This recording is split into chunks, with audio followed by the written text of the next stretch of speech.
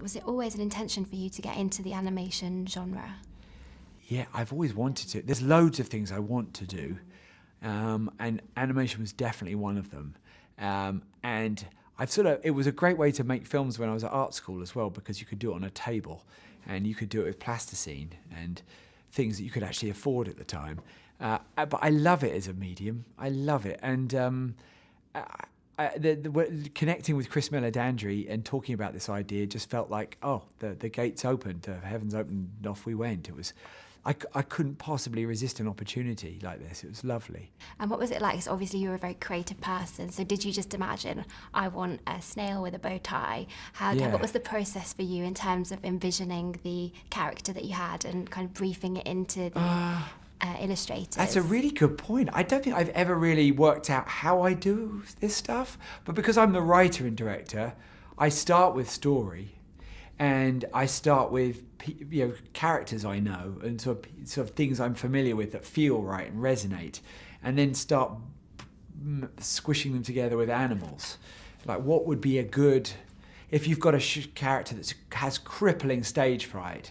Well, it just made sense to me to make that the biggest animal in the movie, that she literally cannot hide, and that her shyness is enormous. And the same goes, the opposite is true of the meanest character, who is a tiny mouse called Mike, and he's played by Seth MacFarlane. It made sense to make that sort of character, some of those people in this business who are really mean, really egocentric, just downright horrible, but really talented, and they get away with it. So most times in stories it'll be like, we have to redeem that character. Nope, Mike the mouse is evil from start to finish. So it made the sense to make him a little mouse and make him the loudest person in the room. So it was about finding a caricature, an animal that would sort of, exaggerate those personalities that were inside them. Yeah, I noticed that the mouse never really had his redemption, did he? No, I was really keen not to redeem him. I didn't want him to be nice at the end. Like, he does applaud one of the performers, but that's for them. That's a win for them, not for him. No, he's one of those people we all know that get through life even though they're horrible to everybody. Yeah, they're so annoying. Yeah, but they exist. They do really well. Yeah, they do. Yeah, we're told in movies they don't do well. They get their comeuppance. No, most of the time so they do just fine. So that brings me on to my next question. How did you can you tell me a bit more about how you sort of envision the characters and the sort of music they would love and the roles that they would play and their personalities? Obviously the gorilla and the bunny rabbits and things. It was right from the start. The ambition was to create a very, have a broad spectrum of characters and personalities, and have an equally, if not more, broad selection of music, and every genre. I remember. Did you see the opening of the London Olympics?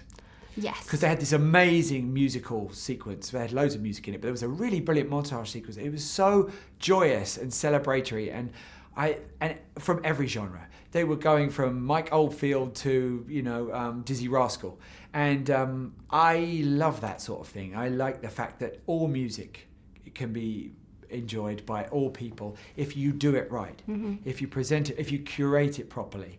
And I come from a music video background, so I'm used to putting visuals to songs that hopefully help them appeal to people, that somehow convey why I love this song for these reasons, and hopefully that works. And that's what Sing was doing from the start, was trying to take music and make it part of each character's life, but also be an enjoyable musical journey, really. Yeah, that was the plan. And tell me about working with the cast. Obviously, there's amazing people in there. They're a pretty brilliant cast. Pretty brilliant. Yeah, and they all have to sing their own parts as well.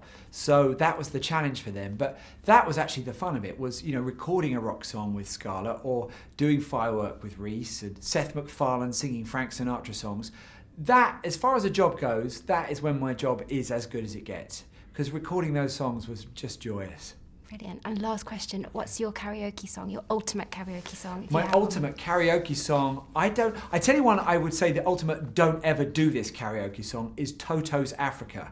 I would say whatever happens, no matter how many shots of tequila you've had, do not sing Africa by Toto. Because in the chorus it goes, gonna take a lot, and it stays there forever, and no one even laughs. It's awful. So that's my don't sing it karaoke song. I hope that That's helps. good to know. No, that is really helpful. Thank you. Thanks so much. It's my pleasure. Nice. Ladies and gentlemen, you're watching Hey, you guys! Hey, you guys, huh? Hey, you guys. Is that from the Goonies? It is indeed, yes. Nice. Hey,